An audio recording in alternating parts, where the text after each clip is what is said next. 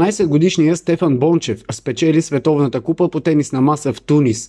Българският талант победи с 3-2 гейма Александър Малов, който освен, че е по-голям от нашето момче, оглавява и ранглистата. Стефан се завърна на родна земя и веднага започна подготовка за следващия си голям форум.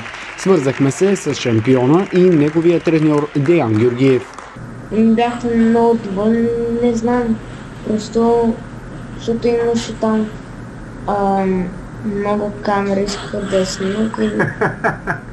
Камерите те плашат ли? Не съвсем, бях много доволен и може да кажа малко притеснен.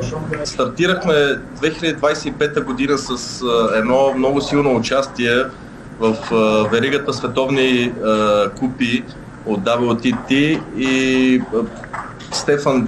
Стефан спечели първото място в своята възраст, като побеждавайки номер 1 в световната ранглиста за момента в неговата възраст, което показва, че той има качествата и нивото да бъде сред най-добрите и да не кажа най-добрия в света в тази възраст.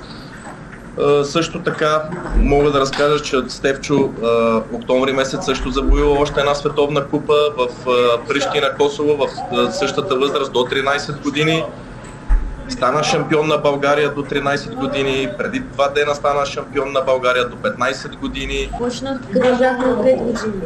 На 5 години на тенисна маса? Да. Добре, звучи добре. Кое те накара да започнеш? Знам, че на този въпрос вече много пъти отговаря. Имах проблеми с очите и доктора каза, че ако ще започна да играя тенисна маса, няма да има нужда да слагам очила. Имаш ли сериозна конкуренция в твоята възрастова група на световно ниво?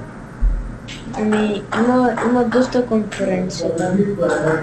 Но общо взето всичко му се отдава, ако трябва да съм честен. Той е малко скромничи, но всичко пробва и така с лекота му се отдава доста от другите спортове, но като цяло тук е фокусиран, но другия фокус, освен тук спорта и тениса, както казва той, е ученето и езиците.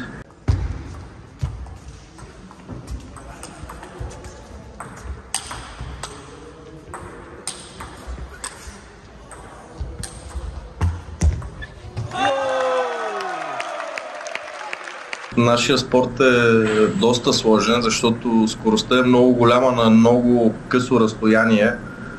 Тук средната скорост е от 120 до 160 км. Отделно има много ротация на въртеливо движение на топката, което допринася още по-голяма сложност. Но всичко се тренира. Окей, трябва да има талант. Дадения състезател трябва да има талант, но общо взето всичко се тренира и с много часове в залата нещата се получават. Тренировки 4-5 часа. 4-5 часа? Да. И кога си пишеш домашните? Между 2 тренировки, да. И треньора сигурно помага. Материалът е такъв, че в моменти дори аз не мога да помогна, но те се справят добре, защото е с брат си и си помагат един на друг. По-големия брат помага на по-малкия и общо взето програмата е сутрин идват към 9 и малко, правят кондиция към 30 минути, после започва с тренировка на начален удар и след това и започва техническата тренировка някъде към 2 часа и малко, 12 часа приключват, тук обядват в залата и започват домашните към час и половина пишат. Поставили сме си краткосрочни цели, примерно за 25-та година, какво гониме, какво трябва да постигнем, но не мога да преценя, защото потенциалът му е много сериозен и тук ще бъде наистина до едно време, тук ще успяваме да помагаме и вече ще му трябват още по-силни спаринги, които ние не може да ги нямаме в момента в България. Кой е следващия връх?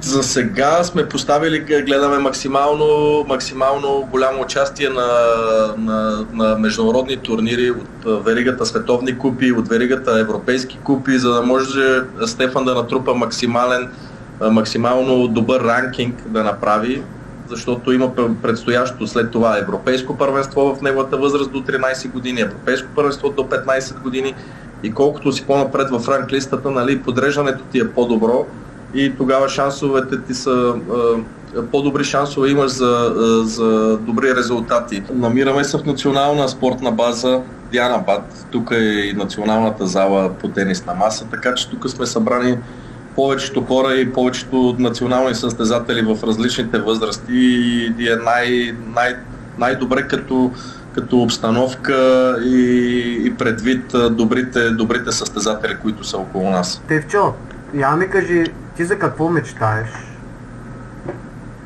Искам да стана световен шампион за мъже.